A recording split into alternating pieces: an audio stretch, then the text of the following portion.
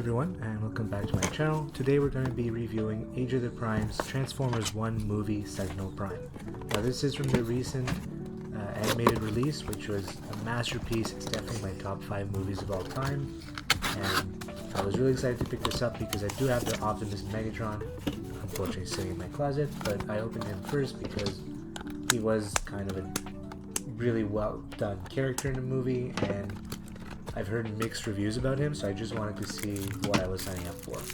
And also, I did buy the DNA design upgrade kit for the Optimus and Megatron without even opening them, but due to the enormous amount of reviews of the Sentinel one, I just had to check to make sure that it wasn't a waste of money. And we're gonna find out by the end of this video if I believe that it is or not.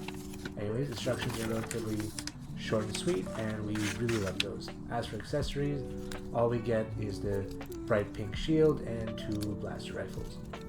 Now immediately, it does seem like a pretty solid figure. The articulation's alright, his feet do feel a little clunky, but I feel like that's because it's matching the movie. One thing I didn't like is that the chest pieces don't really stay connected. That's my biggest pet peeve about this kit. However, this is what he looks like with his weapons. A little silly, but it still looks good. One big thing I do have to say about this is that he doesn't have the sword that he has in the movie, which is a big thing for me. Now you can arrange all of his equipment to sort of make like a shield blaster, which is similar to Last Night Optimus from the live action, which is pretty neat. Nothing too special, but it's overall a neat figure. And then he also gets to go under his battle mode that he does in the movie, small spoiler, which is pretty cool. Though I'm not the biggest fan of the execution, it's still a neat feature which adds a lot to him. It makes it more worth the price point, which was roughly 50 Canadian at retail. You can take out the shoulder rockets, the calf rockets, and then make his arms extended, and then open up the chest, and then you'll be able to reveal his battle mask, which is actually a really cool way of having this. So props to that. It's definitely a fun third alt mode, but the chest not being able to stay is really annoying. So take that as you will. You can also take out from his feet the thrusters that he uses in the movie, just to help him fly around and stuff. So for this form, it's like a 7.58 out of 10. I just wish it came with more weapons, or that it just looked a little bit more clean. But I'm not complaining too much about this. This was decent. And now let's go ahead and transform him into his vehicle form. Alright, so we're going to start by putting him back to the normal form, just because it'll be a lot easier to start from there.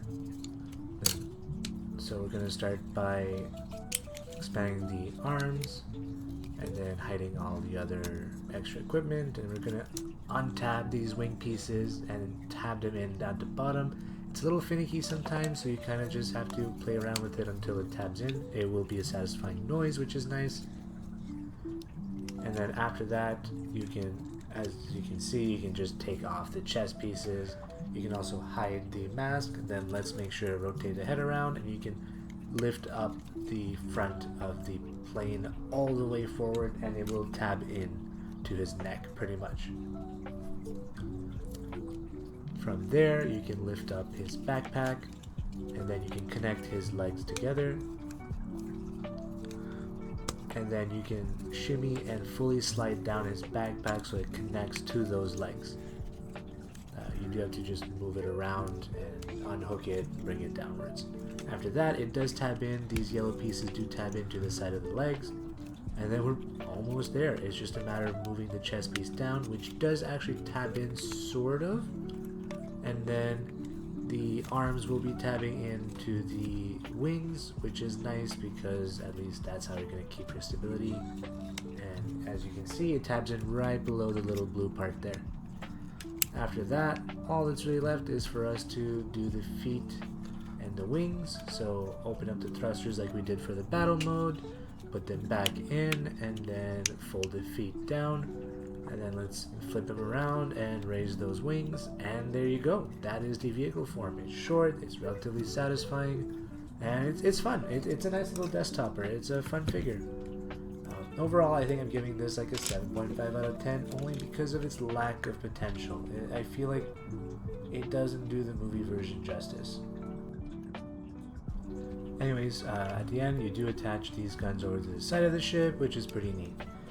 Just to quickly wrap around the DNA design upgrade kit, it's a couple extra feet, waist, and then just a bunch of accessories, it's fun. I would pay a premium for that, but if it fixed the chest piece, and I think that's the main reason I can't justify the price point, because most of them are roughly 50 or more Canadian. So anyways, I won't be getting the DNA design, unfortunately, but I'm still pretty happy with this figure as it is.